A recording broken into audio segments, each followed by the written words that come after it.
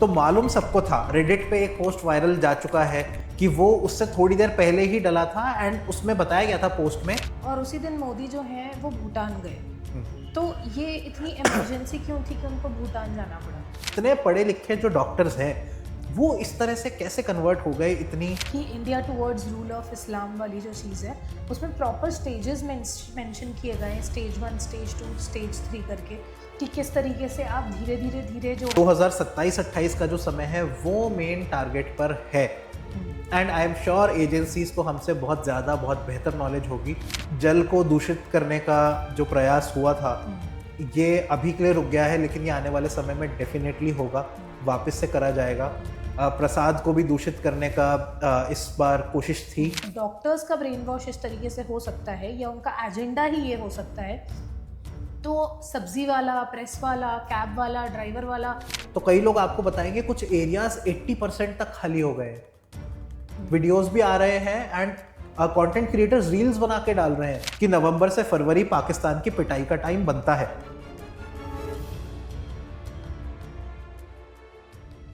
Hello and welcome back once again to the Iyer show. आज का episode बहुत ही useful होने वाला है क्योंकि अभी जो रिसेंटली 10 नवंबर 2025 को दिल्ली के लाल किले में हुआ है, ये हम सबको पता है कि किस तरह से इंडिया में जब ब्लास्ट हुआ और उसके बाद जो एक पैनिक का सिचुएशन क्रिएट हो जाता है, तो उसके आने वाले जो डेवलपमेंट्स हैं या बहुत सारी चीज़ें जो सामने आई हैं, इनके बारे में भी बात करना बहुत ज़्यादा ज़रूरी है। तो आज हमारे साथ जो मौजूद हैं वो हैं मृदुल काबरा सर।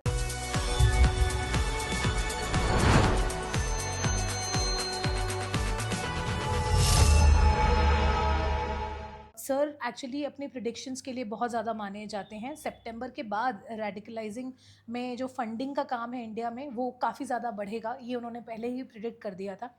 जियोपॉलिटिक्स के भी काफ़ी अच्छे जानकार हैं और अब टाइम आ गया है कि हम अपने भारत के बारे में सोचें और ये सारी जो चीज़ें हो रही हैं इनके बारे में खुलकर बात करें, ताकि आपको भी एक एंगल समझ में आए कि एग्जैक्टली 360 डिग्री में हो क्या रहा है इंडिया के अंदर।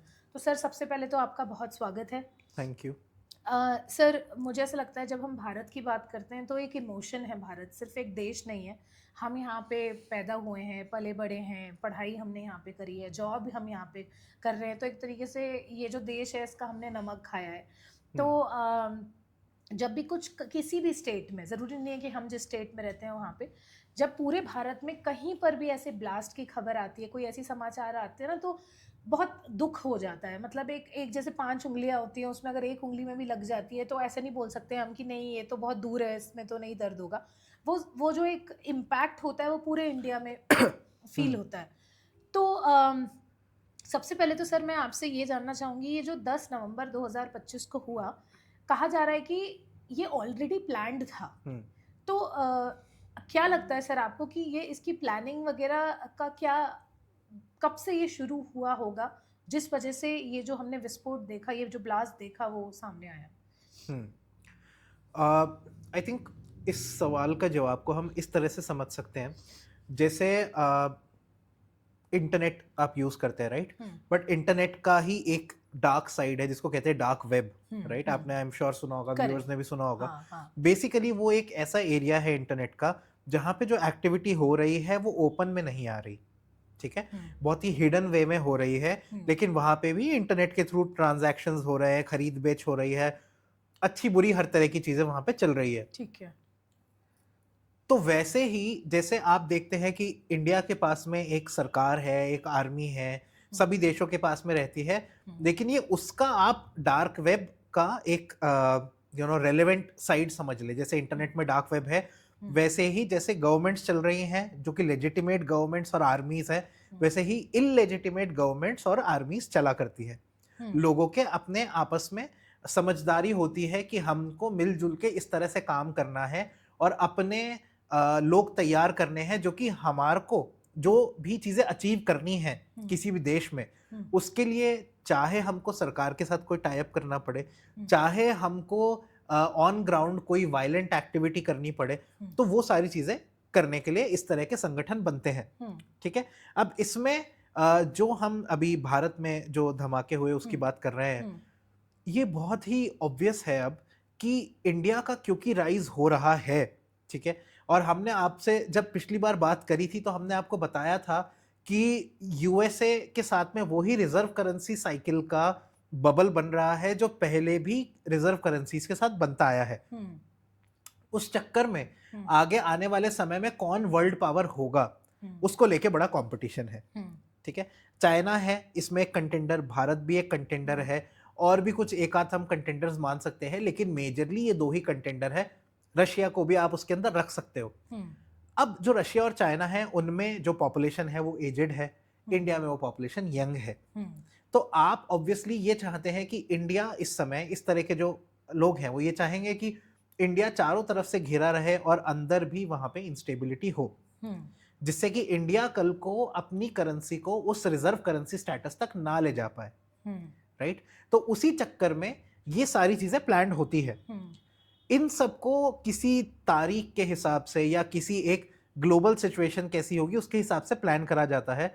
हमारी बहुत ही काबिल फोर्सेस है जिसका हमने इस बार रिजल्ट देख लिया कि जो एक ब्लास्ट हुआ भी है वो भी जैसा वो कह रहे हैं कि अफरा तफरी में हुआ है। हम्म, उस सामान को वो डिस्पोज करना चाह रहे थे, कहीं और शिफ्ट करना चाह रहे थे, लेकिन वहां पे अनटाइमली वो ब्लास्ट हो गया क्योंकि उन्होंने ढंग से हैंडल नहीं करा सामान को। उसके पहले उन लोगों ने कहीं पे मीटिंग्स करी और भी अपने हैंडलर्स के साथ में। अब बताया जा रहा है कि एक मस्जिद की पार्किंग में वो लोग थे, तो कोई तो डिस्कशन चल रहा था। उसके बाद में वो निकले, चारों तरफ पुलिस थी, 10 मिनट के अंदर वहां पे पुलिस के लोग पहुंच गए थे, इसका मतलब उसी एरिया में थे। तो मालूम सबको था, रेडिट पे एक पोस्ट वायरल जा चुका है कि वो उससे थोड़ी देर पहले ही डला था, एंड उसमें बताया गया था पोस्ट में कि रेड फोर्ट के इलाके में काफी गवर्नमेंट की सिक्योरिटी एजेंसी के लोग घूम रहे हैं। तो हमारी एजेंसीज को ये मालूम था, ये अपने आप में कितनी अच्छी बात है भारत के लिए। दूसरा, हमको गुजरात में कुछ डॉक्टर्स मिले जो कि वहां की वाटर सप्लाई को पॉइजन करने वाले थे, उनको भी रोक लिया गया। इसी तरह से हमें और भी इसी में ब्लास्ट में कई लोग जुड़े हुए मिले जो और बड़े अंजाम देने वाले थे चीजों को। डेटोनेटर्स मिले हैं 150 से ज्यादा, 3000 किलो एक्सप्लोजिव्स जो है उसका बनाने का सामान मिला है, अमोनियम नाइट्रेट वगैरह। तो ये बहुत बड़े लेवल पे हो सकता था, थैंक्स टू आवर फोर्सेस कि एक ब्लास्ट हुआ उसमें भी जो लोग गए, ठीक है, भगवान उनकी आत्मा को शांति दे, और हमारा नुकसान ही है वो। 13 लोग उसमें गए जिसमें से 3 तो वही लोग थे जो इन चीजों में इन्वॉल्व थे। लेकिन अब आप ये सोचिए कि 3000 किलो सामान से क्या हो सकता था, thanks to the intelligence agencies of India कि उन्होंने इस ब्लास्ट को होने से बचा लिया। लेकिन इस तरह से हमको आने वाले समय में तैयार रहना है। जैसे कि आपने बताया, मैंने प्रिडिक्शन करा था कि सितंबर से आने वाले समय में इंडिया में रेडिकलाइजेशन के लिए फंडिंग बढ़ जाएगी। उसके बाद में आई लव मोहम्मद नाम से प्रोटेस्ट हुए। मेरा कहना ये नहीं है कि मोहम्मद साहब को उन्होंने अपने रिलीजियस फिगर की तरह मेंशन करा, वो गलत है, लेकिन जनरली इंटेंशन जो रहता है इन चीजों के पीछे वो इस तरह का रहता है कि हम सिस्टम को एसेस कर सके कि कहाँ पे हम सिस्टम को ओवर पावर कर सकते हैं, ओवरवेल्म कर सकते हैं। ठीक है, और इस तरह के पीसफुल प्रोटेस्ट जनरली तब होते हैं ज्यादा जब आपको जो फंडिंग आ गई है उसमें 2 रुपए ऊपर आ गया है।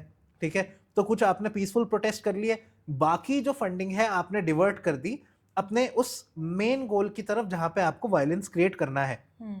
आने वाले समय में हमने बता रखा है हमारे प्रेडिक्शन के हिसाब से कि 2027-28 का जो समय है वो मेन टारगेट पर है।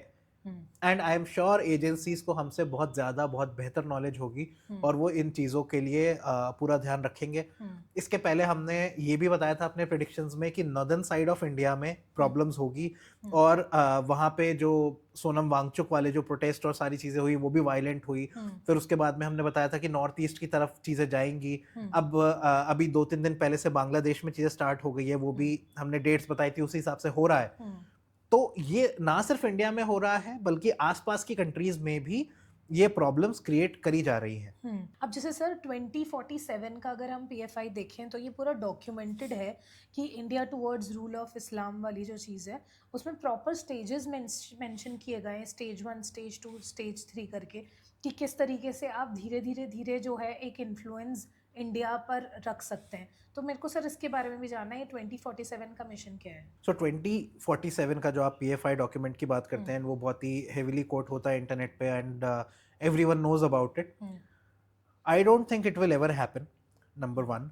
नंबर टू, इंडिया में जो है पहले इस्लामिक रूलर्स हो चुके हैं।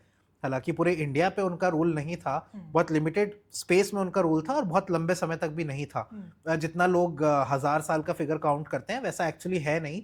और इसको सपोर्ट करने के लिए बहुत सारे ऑथर्स की बुक्स आप पढ़ सकते हैं जहाँ पे आप रियलिस्टिकली हिस्ट्री क्या थी वो पता चलेगी।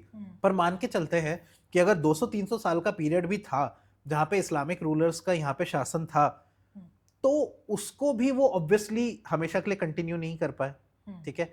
और आज के जमाने की तो बात ही क्या है, जब इंटेलिजेंस एजेंसीज है, वर्ल्ड ग्लोबलाइज्ड हो चुका है, डिजिटल है, हमारे पास में इतने बेहतरीन ऑफिसर्स है अक्रॉस डिविजन्स, एंड फिर हमारी आर्मी नेवी, इन सब की तो बात ही क्या। तो ये सारे, इनको मैं कहता हूँ ये सिर्फ वेट ड्रीम्स है। ठीक है, ये सब कभी नहीं होना है। एंड जिसको जो मर्जी वो बोलता रहे। एंड अच्छी बात ये और है कि इस समय हमारे पास एक ऐसी सरकार है जिसमें इंटेंशन और विलिंगनेस है ये सारी चीजें करने की। पिछले इतने सालों में भारत में, जब भारत बढ़ता रहा इकोनॉमिकली, इंटरनेशनल रिलेशंस हमारे बेटर होते रहे, तब भी भारत में इस तरह का इंसिडेंट नहीं हुआ। ये हमारी इंटेलिजेंस एजेंसीज की बेहतर काम की पहचान है। वो तो एक छोटा इंसिडेंट हुआ जिस वजह से ये चीज डिस्कशन में आ गई, लेकिन सोचिए कि कितने इंसिडेंसेस इन्होंने बचाए हैं। तो जहां आप वो पीएफआई के उस पूरे इंडिया वाइड मैप की बात कर रहे हैं, आई डोंट थिंक वो होने वाला है। लेकिन थ्रेट रियल है। 2027 28 जो मैंने आपको टाइम बताया है, उसमें ये थ्रेट की रियलिटी लोगों को दिखेगी। तैयारी मेरे हिसाब से उसी समय की है, एंड हमारी एजेंसीज को तैयार रहना चाहिए, जो कि वो डेफिनेटली है। तो सर 2027 और 28 में किस तरीके की चीजें हो सकती है, मतलब according to prediction of course? मेरा इसमें ये मानना है कि इंटरनली जो कम्युनिटीज़ हैं आपस में, इनके बीच में जो सौहार्द है, या जिसको कह सकते हैं को एग्जिस्टेंस है, इसको बिगाड़ने की पूरी कोशिश करी जाएगी। आ, जल को दूषित करने का जो प्रयास हुआ था, ये अभी के लिए रुक गया है, लेकिन ये आने वाले समय में डेफिनेटली होगा, वापस से करा जाएगा। प्रसाद को भी दूषित करने का इस बार कोशिश थी, और प्रसाद से ही लोगों का जीवन जो है वो संकट में आ जाए, इस तरह की कोशिश थी। ये सब कोशिशें वापस करी जाएंगी, है ना। तो उससे आप ये देखिए कि कम्युनिटीज के बीच में टेंशन तो बढ़ेगी आने वाले समय में। अब ये है कि मैं इसमें ये सोचता हूं, जब भी हम साइंटिफिकली भी किसी चीज की बात करते हैं तो एक कॉन्सेप्ट होता है बर्डन ऑफ प्रूफ। यानी कि ये चीज सत्य है, इसका भार किस पे है, किसको प्रूव करना पड़ेगा। तो अगर जैसे कोई साइंटिस्ट आपको कोई थ्योरम देता है, तो उसको सही प्रूव करने का भार तो उसी के कंधे पे है। आप थोड़ी जाके उसके लिए प्रूव या डिसप्रूव करेंगे उस थ्योरम को। वैसे ही अगर कोई भी कम्युनिटीज जो है इंडिया में, वो ऐसा मानती हैं कि हम कंप्लीटली पीसफुल है, ठीक है, हम कंप्लीटली अच्छे से रहना चाहते हैं हर तरह से, तो अब समय आ गया है कि बर्डन ऑफ प्रूफ उन पे है। ठीक है। अगर कोई आकर के आपसे कोई परेशानी वाली बात करे, तो उसका बर्डन ऑफ प्रूफ आप पर नहीं है, बर्डन ऑफ प्रूफ उस पर ही है। तो ये अब एक कॉमन जनता को समझना पड़ेगा, स्पेशली इंटरनेट पे। कई बार हम अच्छा दिखने के चक्कर में, क्योंकि अच्छे लोग तो हम है ही, यहाँ पर सारी कम्युनिटीज अच्छे से रह पाती है भारत में, उसकी वजह ही ये है कि हमारी जो मेजॉरिटी, जो यहाँ की जनता है, वो इस तरह की है, राइट। लेकिन अब बर्डन ऑफ प्रूफ उनके ऊपर नहीं है, और अच्छा बनने के लिए उनको जबरदस्ती वो बर्डन ऑफ प्रूफ इंटरनेट पे या कहीं पर भी अपने ऊपर लेना भी नहीं चाहिए। अगर आप सवाल पूछते हैं कि इतने पढ़े लिखे जो डॉक्टर्स हैं, वो इस तरह से कैसे कन्वर्ट हो गए इतनी खराब चीज करने की तरफ, वो भी अपने इस देश के लिए, तो ये सवाल जायज है आपका, राइट। ये सवाल पूछने में आपको दिक्कत नहीं होनी चाहिए। जवाब उनको देना पड़ेगा जिनको कि अपना जो है गिल्ट फ्री होना है, या जिनको अपने आप को नॉन गिल्टी प्रूव करना है।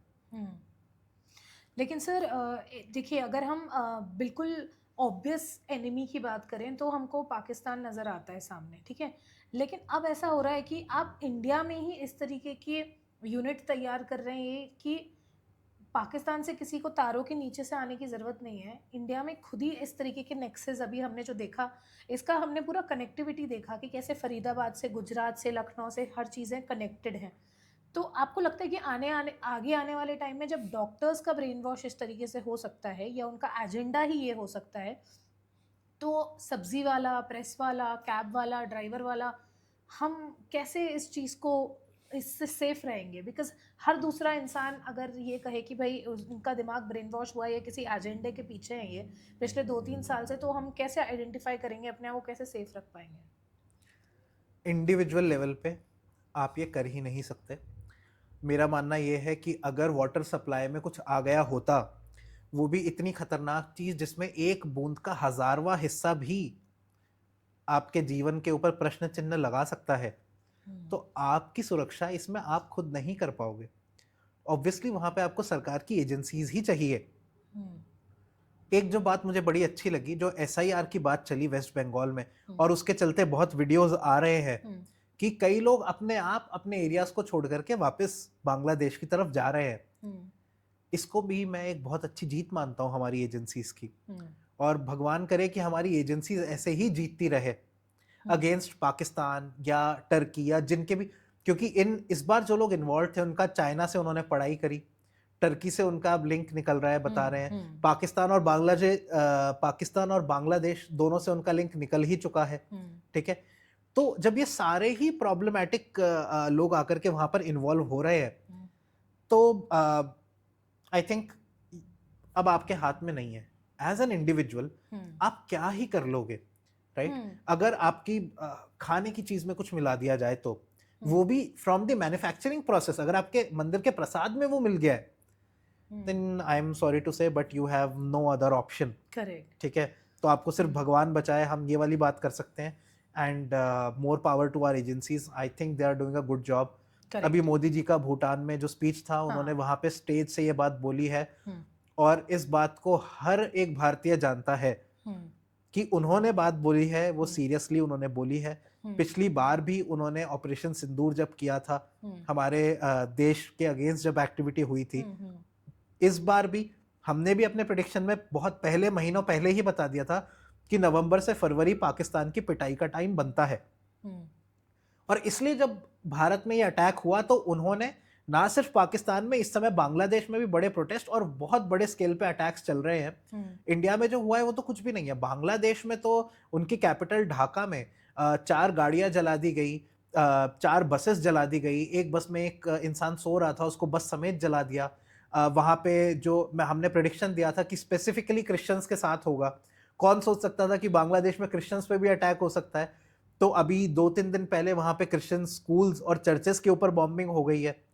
ठीक है, और ये आने वाले समय में हमारा प्रेडिक्शन है कि इनके अब त्योहार आ रहे हैं क्रिश्चियंस के, उस समय में ये और बढ़ेगा, और वो और छोटी कम्युनिटी है वहां पे, तो वो अपना प्रोटेक्शन कैसे करेगी?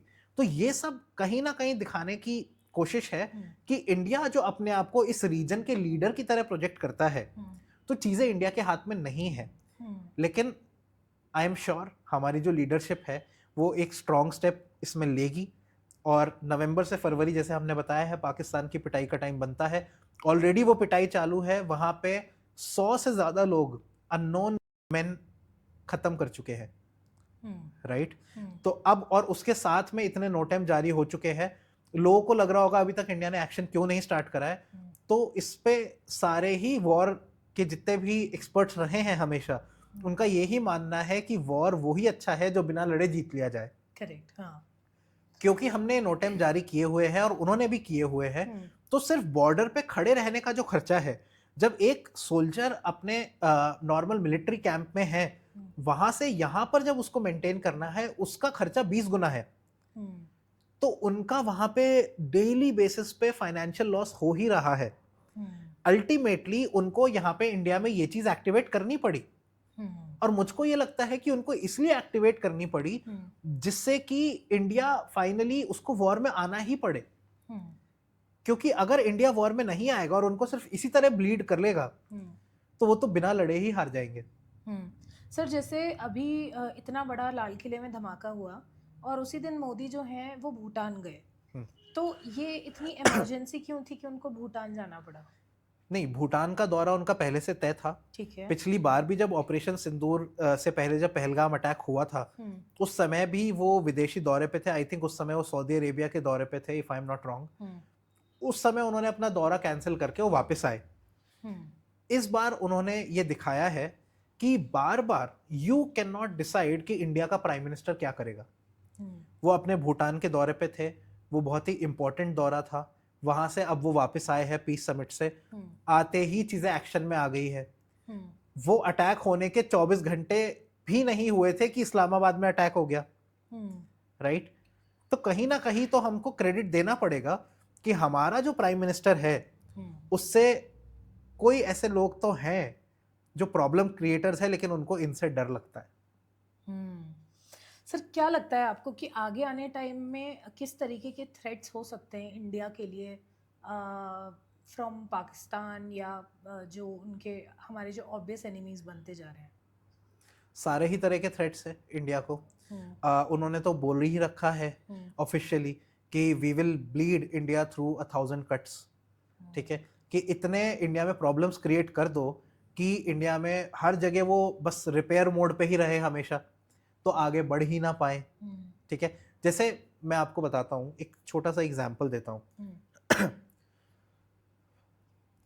अभी उस प्रोटेस्ट के अभी जो ब्लास्ट हुआ उसके पहले वहीं पर आसपास के एरियाज में, मतलब दिल्ली में ही प्रोटेस्ट चल रहे थे, पोल्यूशन के ऊपर प्रोटेस्ट चल रहे थे।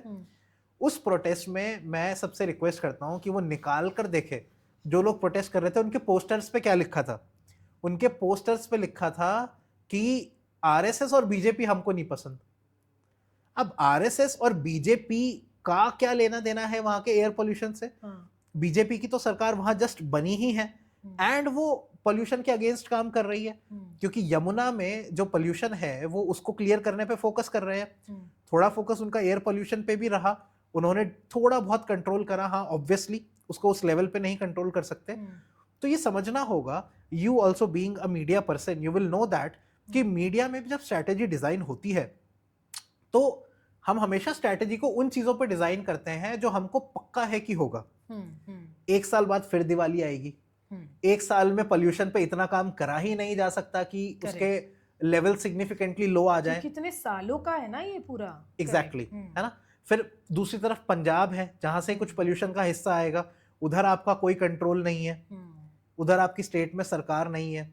और जिधर इस जगह दिल्ली में आपने जिस सरकार को हराया है, नाउ दे आर वुंडेड, ठीक है, और उनकी वहां पे सरकार भी है पंजाब में, तो कुछ ना कुछ इम्पैक्ट तो वहां से करने की कोशिश करेंगे ही। तो आपका कंप्लीट कंट्रोल नहीं आने दिया जाएगा। जब पंजाब और दिल्ली में सेम पार्टी की सरकार थी तब भी ये पोल्यूशन का प्रॉब्लम सॉल्व नहीं हुआ पंजाब की तरफ से। तो अब सोचिए कितना डिफिकल्ट प्रॉब्लम है, ठीक है। लेकिन फिर भी यमुना में सफाई चल रही है एंड आई एम श्योर सरकार अब उस पर फोकस करेगी कि वो एयर पोल्यूशन पे भी काम कर पाए। लेकिन फिर भी इट इज अनफेयर कि वहां पे विद इन एक साल, अभी उनकी सरकार का हुआ है, अभी प्रोटेस्ट होने लग गया और प्रोटेस्ट में लिखा है आरएसएस बीजेपी, एज इफ कि आरएसएस और बीजेपी की वजह से इंडिया भर में पोल्यूशन है। दूसरा देखने वाली बात यह है कि again you being from media you will know कि प्रोटेस्ट करना एक प्रोफेशन है, राइट? बहुत सारे प्रोटेस्टर्स, कई कॉलेज के बच्चे वगैरह, इनको पेमेंट भी होता है प्रोटेस्ट करने का। जब किसान आंदोलन के भी प्रोटेस्ट चल रहे थे तो वहां पे बहुत सारे लोग थे जिनको डेली बेसिस पे पेमेंट जाता था, उनको खाने में, लोगों को वहीं ओपनली सबके सामने बिरयानी मिल रही है, किसी को क्या मिल रहा है खाने में, राइट? मेरे को तो ऐसा लगता है कि सरकार में कई लोग जैसे मोदी जी या इस तरह के जो नेता होते हैं वो सोचते हैं कि चलने दो प्रोटेस्ट जब सड़क पर चल रहा होता है, क्योंकि उस चक्कर में जो भी सामने बंदा है उसके फंड्स भी ड्रेन होते हैं और जो लोग बैठे हैं उनको एम्प्लॉयमेंट मिल जाता है, ठीक है। तो लेकिन ये सारे जो प्रोटेस्ट है ये इस समय पर एक साथ आना और फिर ये वाली चीज होना, ठीक है, सारी चीजें जब साथ में होती है तो 100% उसका कोई ना कोई अंदाजा, इसका मतलब ये नहीं है कि जो प्रोटेस्ट कर रहा है वो उन नेक्सस से कहीं ना कहीं कनेक्टेड है, लेकिन उसको किसी ने ऑर्डर दिया है, उधर किसी ने ऑर्डर दिया है और इन दोनों के ऊपर कोई है, उसके ऑर्डर्स अल्टीमेटली फ्लो होकर के दोनों जगह पहुंच जाते हैं। इंडियंस को ये बातें समझना बहुत ज्यादा जरूरी है क्योंकि उनको इंटरनेट पे कुछ भी दिखाया जा सकता है, लेकिन आपके और हमारे जैसे जो लोग हैं जिन्होंने मीडिया में या जिन्होंने इस तरह से कई काम करे हैं, ये हमारी ही जिम्मेदारी है कि हम लोगों को बताएं कि ये काम होते कैसे हैं। लेकिन सर अभी जैसे पहलगाम अटैक हुआ था अप्रैल में और उसके बाद अभी ये ब्लास्ट हुआ, तो कहीं ना कहीं क्लियरली दिख रहा है कि बहुत डेस्परेटली इन्वेड करना चाहते हैं ये लोग अपना कम्युनिटी या अपने बिलीफ को एस्टैब्लिश करने के लिए। तो क्योंकि ये दूसरी बार हुआ है ऐसा, मतलब ऑफ कोर्स ब्लास्ट तो 14 इयर्स के बाद ही हो रहा है, लेकिन ये जो पहलगाम का अटैक था ये भी बहुत ऑल ऑफ अ सडन, ये सारी चीज़ें भी। तो सर इससे कुछ तो ऐसी स्ट्रैटेजी होनी ही पड़ेगी जिससे मतलब हम सेफ रहें, या तो हमारी इंटेलिजेंस को और ज़्यादा बहुत ज़्यादा शातिर रहना पड़ेगा, या स्क्रूटनी या चेकिंग वगैरह बहुत नेक्स्ट लेवल तक बढ़ानी पड़ेगी, क्योंकि इतनी ज़्यादा आबादी है भारत की, तो आप कैसे ही सेफ रखोगे? सबसे पहले तो we need to understand as the general audience, इस चीज़ के दो पार्ट है। अगेन हमने पहले क्वेश्चन में लिया था कि हम डायरेक्टली कुछ नहीं कर सकते, एजेंसीज है जो करती है, राइट? लेकिन हम एज एन ऑडियंस एंड जो भी लोग इस बात को सुन रहे हैं, उनको ये पता होना चाहिए कि अल्टीमेटली जो सेंटर में या कहीं पे भी बैठ के डिसीजंस ले रहा है वो आपकी वजह से ही ले रहा है। आप उनको चुन करके लाए हो, इसलिए आपको गलत माइंडसेट और गलत प्रोपेगेंडा में नहीं पड़ना है, ठीक है? You have to consistently bring in people जो कि कंट्री को आगे पुश कर सके, राइट? इन सारी चीजों से हटाते हुए जिनको क्लैरिटी हो अपने माइंडसेट में। एक वीडियो बड़ा वायरल हो रहा है, मुझको आपने बताया उसके बारे में, कि जब कभी इंडिया में पहले ब्लास्ट हुए थे तब राहुल गांधी जी का खुद का ये पब्लिकली बयान है कि हम सारे ब्लास्ट तो नहीं रोक सकते, करेक्ट, ठीक है? हाँ। एक ये तरीका है ब्लेम शिफ्टिंग का, और एक मोदी जी वाला तरीका है कि अगर पहलगाम में कुछ हुआ तो वो ये नहीं बोल रहे, आके एक्सप्लेनेशंस नहीं दे रहे स्टेज पे कि अरे सॉरी, राइट? वो ये बोल रहे हैं कि जिसने ये करा है अब देखो हम उसके साथ क्या करते हैं। I think this attitude is very, very crucial and important in the way India is moving forward. उस समय पे आज के लिए ये attitude apt है और होना ही चाहिए। I think you will agree. करे वेरी ट्रू।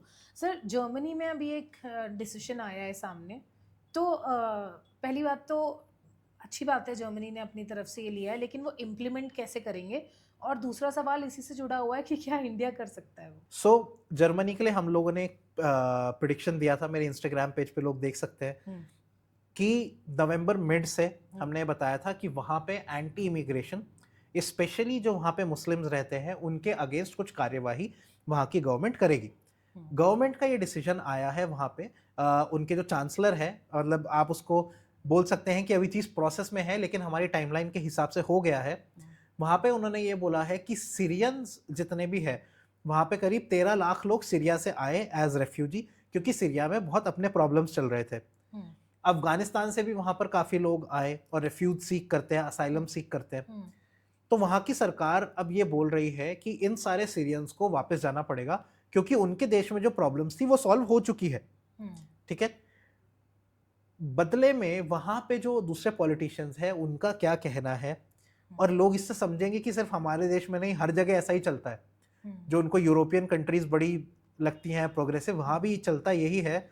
सामने वाले पॉलिटिशियंस ये कह रहे हैं कि इतने सीरियंस को, 12-13 लाख लोगों को अगर आप निकालेंगे तो क्या वो बिना वायलेंस के हो पाएगा? नहीं, ठीक है? तो कुछ चीज़ों को वो लोग एक नेसेसरी ईविल की तरह लेकर के चल रहे हैं अपने माइंड में, and I am sure 100% sure कि जर्मनी का स्ट्रॉन्ग स्टैंड तो आ ही चुका है, अब स्ट्रॉन्ग एक्शन भी आना है, और मई 2026 के आसपास तक आप ये एक्शन देख लेंगे। अफगान्स को भी उन्होंने बोला है कि अफगानिस्तान से जिन लोगों ने ऑलरेडी एप्लीकेशन लगाई हुई है वो लोग प्लीज वहीं रहे, हम उनको पैसा भेज देंगे पर आओ मत यहाँ पे, हमसे वैसे ही पैसा ले लो, ठीक है? इंडिया ने सिमिलर स्टैंड लिया है, SIR वाली जो बात चल रही है, और आप भी कलकत्ता में, आपके कई लोग जानकार रहते होंगे, आप पूरे वेस्ट बंगाल में रहते होंगे, आप उनसे बात करेंगे तो कई लोग आपको बताएंगे कुछ एरियाज 80% तक खाली हो गए हैं। वीडियोस भी आ रहे हैं एंड कंटेंट क्रिएटर्स रील्स बना के डाल रहे हैं जो वेस्ट बंगाल के हैं कि हमको पता ही नहीं था हमारे एरिया में इतने बांग्लादेशीज हैं, हमको लगता था थोड़े बहुत होंगे लेकिन इतने ज्यादा हैं। लोगों के मेड्स या जो भी हाउस हेल्प रहते थे वो जा चुके हैं। तो सरकार कर तो रही है, और हमारी ये जीत है कि उसके लिए हमको वायलेंस नहीं करना पड़ा है जो वेस्ट बंगाल में अभी चल रहा है। अगेन एक डिफरेंस है, वायलेंस वहां पे ऑलरेडी हो चुका है, लेकिन वो सामने वालों की तरफ से भारतीय लोगों के अगेंस्ट हुआ, वर्सेस भारतीय लोग अपने गोल्स पूरे कर पा रहे हैं बिना वायलेंट हुए। तो ये भी अपने आप में एक बहुत बड़ा अचीवमेंट है। तो सर जैसे आप प्रिडिक्शंस के लिए बहुत माने जाते हैं, आप बहुत ही जियोपॉलिटिकल न्यूज़ के साथ ये जो इक्वेशन है इसको पूरा रखकर कुंडली को भी स्टडी कर कर फिर प्रिडिक्शन देते हैं। तो इसी तरह से इंडिया में का छठवां घर हमेशा हम शत्रु का घर बोलते हैं, तो इंडिया का जो छठवां घर है वो किस तरीके से दिख रहा है सर, फेवरेबल है? जब भी जन्मपत्री को देखा जाता है, चाहे वो एक, अच्छा इंडिया जो है, लोगों को ये कन्फ्यूजन हो सकता है कि भारत तो हमेशा से ही है, तो उसकी कैसे पत्रिका हो सकती है। तो हम Bharat as a constitutional body की बात कर रहे हैं। जो कॉन्सेप्ट ऑफ इंडिया है जो आज चल रहा है, हम उसकी बात कर रहे हैं। जब वो जिस रूप में आज है, उसका जन्म हुआ था वो 1947 में, हम मानते हैं संविधान बना। आपको हो सकता है जान के थोड़ा ऑड लगे, लेकिन भारत के जो ऐसे ग्रंथ हैं जिनमें ऐसे रूल्स हैं जिनसे आप कंट्रीज के बारे में प्रिडिक्ट कर सकते हैं, तो उसमें बृहद संहिता बड़ा इंपॉर्टेंट ग्रंथ है, पराशरी संहिता भी है, लोमश संहिता, ऐसे बहुत सारे संहिता ग्रंथ बताए जाते हैं। उनमें ऐसे भी रूल्स हैं कि रेनबो जो है, रेनबो को देख के प्रिडिक्शन किया जा रहा है किसी कंट्री के लिए, ठीक है।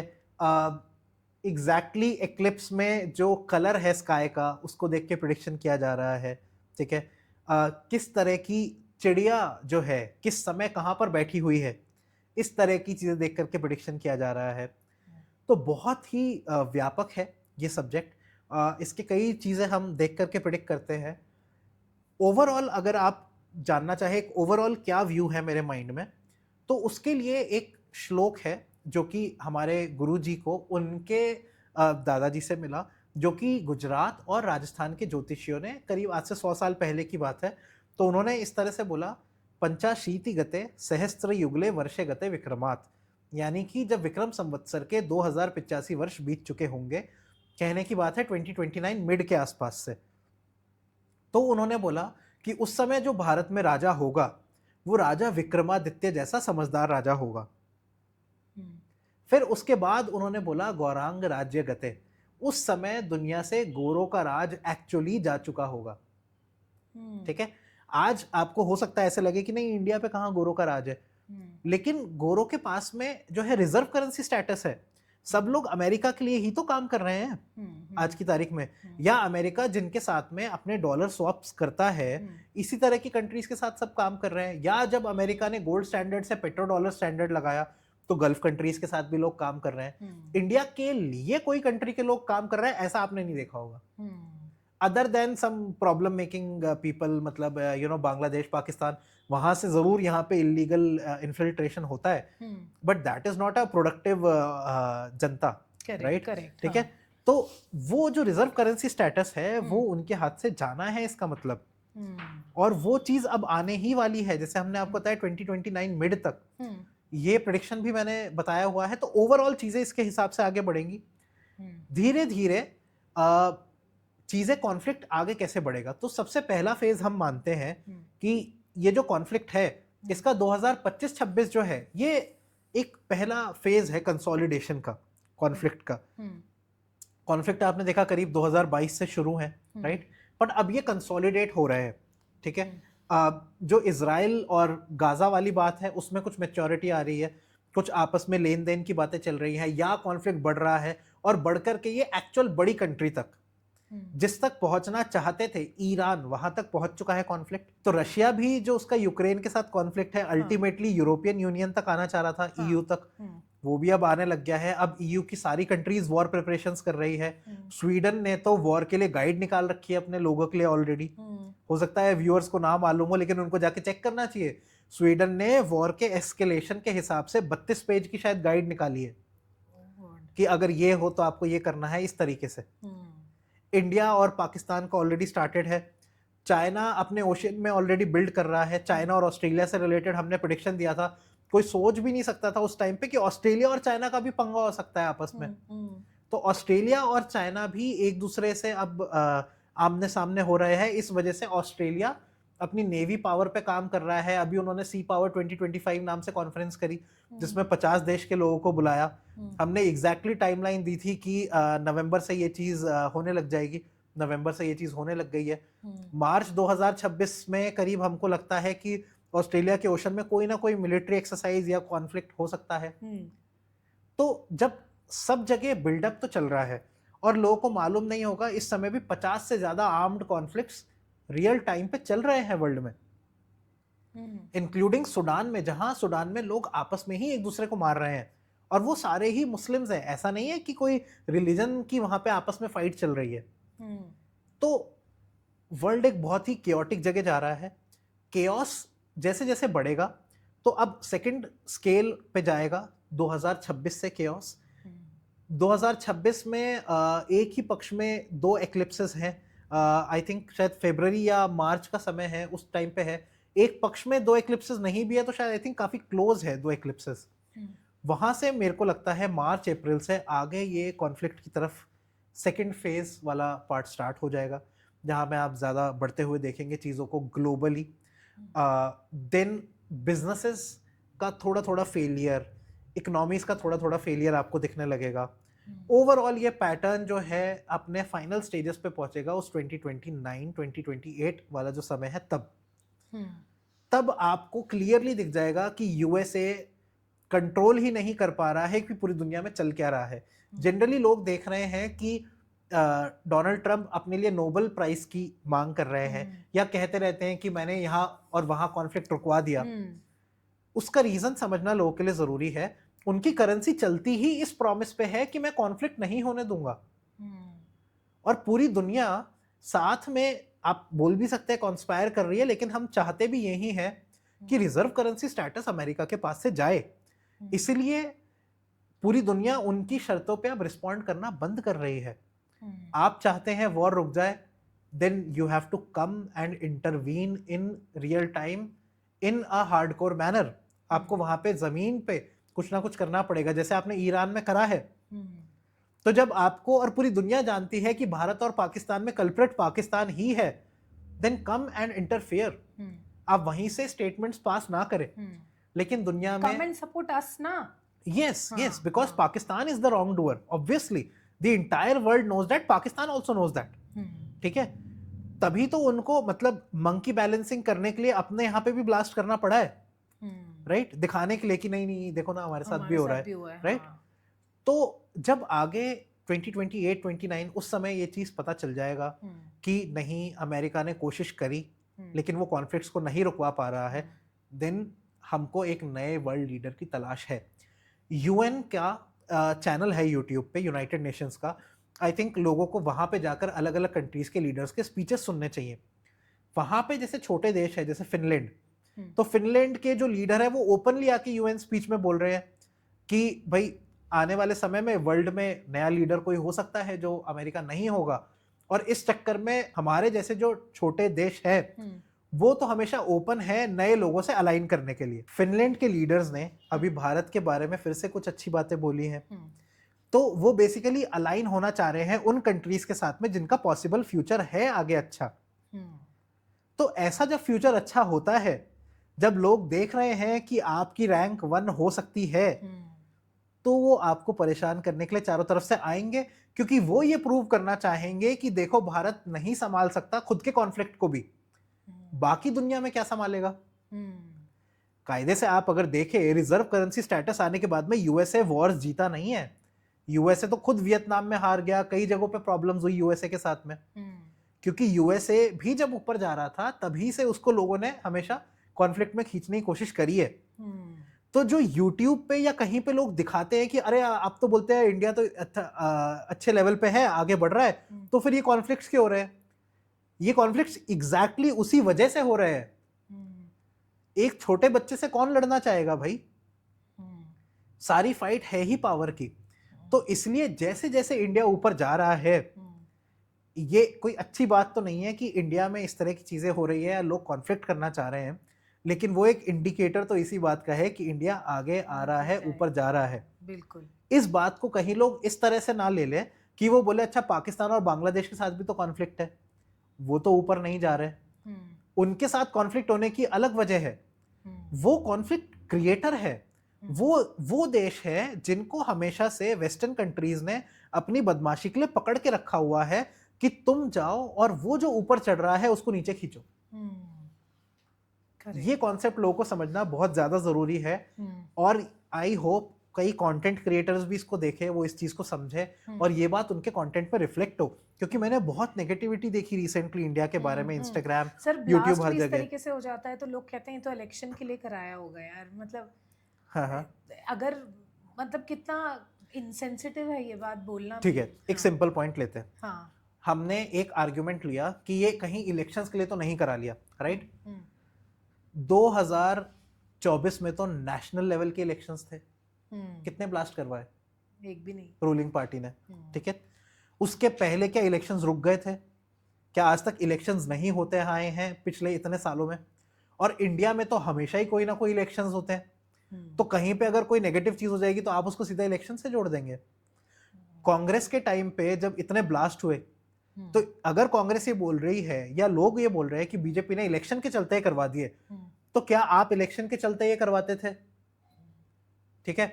और आपके समय पे तो ये अभी एक एक्सीडेंटल ये जो एक ब्लास्ट हुआ है जिसमें भी वहां पुलिस और सब मौजूद थे, सिस्टम वाज अवेलेबल, वो हो गया बीच में। आपके समय पे जयपुर जैसे शहर में लगातार लाइन से ब्लास्ट हो जाते हैं, ट्रेनों में ब्लास्ट हो जाते हैं मुंबई जैसी जगह पे, तो आप क्या वो इलेक्शन के लिए उस समय पे कोई करवा रहा था? ये पूछने वाले सवाल है, ठीक है, क्योंकि ऑब्वियसली ऐसा नहीं है। दूसरा, जिस लीडर ने इतने साल एज अ चीफ मिनिस्टर सर्व किया है, उतने साल उन्होंने फिर प्राइम मिनिस्टर सर्व किया है, उनको अच्छा उनके पास में कोई फैमिली नहीं है, या चलिए उस एंगल में हम नहीं भी जाते, जिन्होंने इतने साल सर्व किया है, जिनको देश ने ऊपर उस जगह पे बिठाया है, अब उनको क्या कोई स्टेट इलेक्शन के लिए ये करने की जरूरत है? एक सिंपल लॉजिक से भी आप समझ सकते हो, क्यों करेंगे? ऑलरेडी पेडेस्टल पे है, वहां से गिरने को ही है, वहां से और ऊपर जाके, और already the prime minister, come on, right? Correct. तो सर यही एक पॉजिटिव नोट के साथ हम आज का दी अय्यर शो एंड करेंगे यहाँ पे, कि मतलब दुश्मन कितना भी चाहे, इंडिया जिस प्रोग्रेस में है, जिस तरीके से, जिस तेज़ी से आगे बढ़ रहा है, I wish all the best हम सबको, हम इंडियंस को, हम पूरे भारत को, कि हम बहुत अच्छा कर रहे हैं। तो आप किसी भी वजह से डीमोटिवेट मत होइए, इस तरीके के जो डिस्ट्रैक्टिंग फैक्टर्स हैं उसको बिल्कुल साइड में रख दीजिए, और उम्मीद करेंगे हम कि 2026 और अच्छा हो। और जैसे कहते हैं ना हम, कि हम भगवान से प्रार्थना करेंगे कि सबका कल्याण करे, शुरुआत बस हमसे करे। तो हाँ इसमें जी, मैं एक बात ऐड कर देता हूँ, जी भगवान शिव का सौम्य रूप भी होता है, हाँ, उसकी कथाएं भी अपनी एंजॉय करने की है, लेकिन उन्हीं का रौद्र रूप भी होता है, उसकी भी अलग कथाएं बनती है, उसका अपना तरह का एंजॉयमेंट है। देवियों के लिए भी, और सौम्य से सौम्य कैरेक्टर जैसे श्री कृष्ण भी, उनके भी ये दोनों रूप भारत में देखने को मिलते हैं। अब जब भारत की खुद की ही बारी है, तो आज तक आपने इसका सौम्य दबा हुआ रूप, अगर भारत में भी कुछ हो जाए तो भारत के ही जो प्राइम मिनिस्टर होते थे पहले, वो दुनिया भर में जाके रोएं और वो जाकर के इस तरह की बात करें कि प्लीज हमको बचा लीजिए, उस रूप से जब पहलगाम में जो होता है वहां से हम सीधा जाके मिलिट्री बेसिस डिस्ट्रॉय कर देते हैं, हमारे सिटीजन्स की लाइफ को हमने मिलिट्री बेसिस से इक्वेट करा है।